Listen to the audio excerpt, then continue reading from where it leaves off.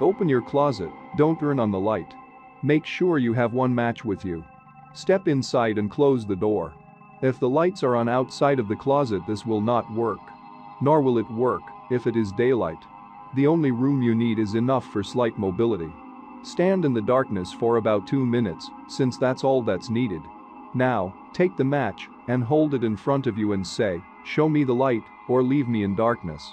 If you begin hearing whispers, light the match immediately. If you don't hear anything, and the match doesn't ignite on its own, then don't turn around. If you light the match too late, or not at all after hearing whispers, something will grab you from behind and pull you into what seems like a forever fall into darkness. If you do manage to light the match in time, and nothing happens after, open the door slowly and get out, then close the door, but do not look inside. From then on, never look inside your closet without the light on at all. Some say if you leave your closet open during the night, you can see the demon watching you with 2 red eyes that glow like matches. During the summer of 1983, in a quiet town near Minneapolis, Minnesota, the charred body of a woman was found inside the kitchen stove of a small farmhouse. A video camera was also found in the kitchen, standing on a tripod and pointing at the oven.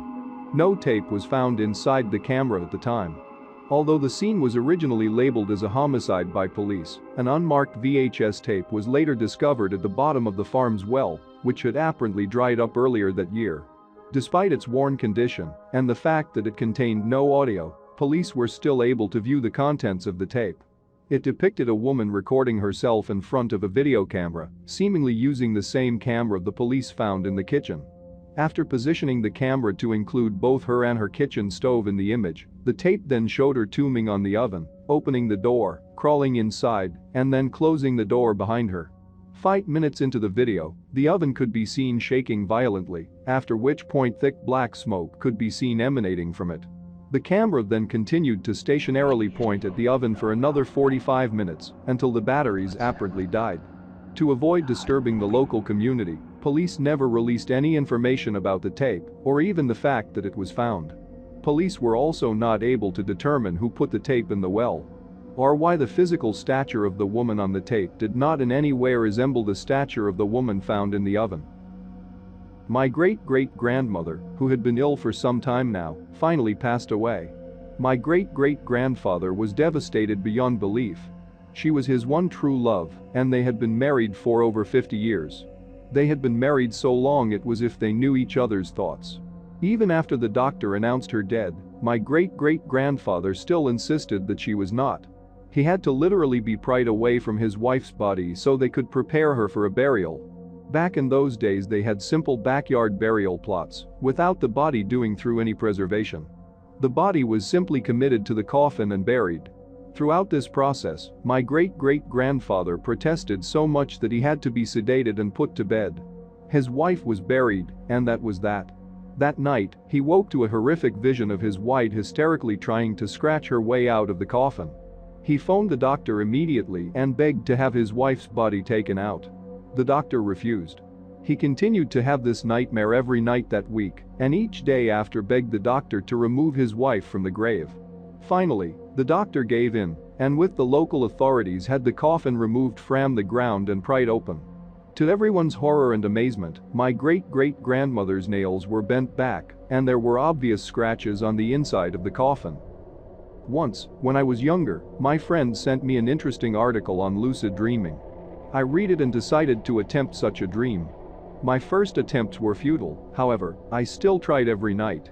On the night of my 19th birthday, I set the cup of water I usually brought on my night table and closed my door and windows, locking the windows with both latches. I laid down, turned off the light and went to bed. The next time I opened my eyes, I was in a white room with a single door, identical to the one I had in my room, and a large window behind me, also identical to the one near my bed. The room was devoid of all other furniture. Immediately I grasped the idea that I was dreaming. I looked at my hands and the rest of my body.